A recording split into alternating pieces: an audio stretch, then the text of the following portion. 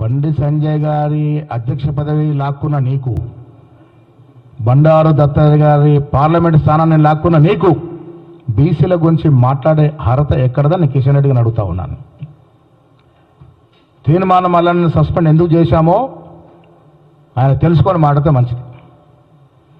ఇదే కులగన్న యొక్క డాక్యుమెంట్ని చింపినాడు కాబట్టే మల్లన్న మీద చర్యలు తీసుకున్నారు.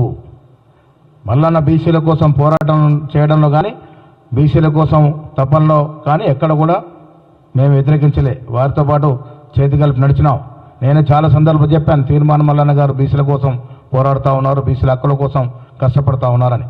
కానీ బీసీల కోసం ఒక నిబద్ధతతో చేసినట్టు కుల సర్వే డాక్యుమెంట్ ఎప్పుడు తగలబెట్టినారో దాని గురించి నీచంగా మాట్లాడారో దాని మీద చర్యలేనాయి. అది కిషన్ రెడ్డి గారు తెలుసుకొని మాట్లాడితే మంచిది.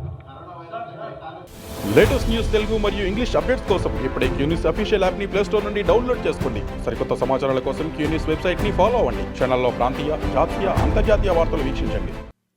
లైక్ చేయండి,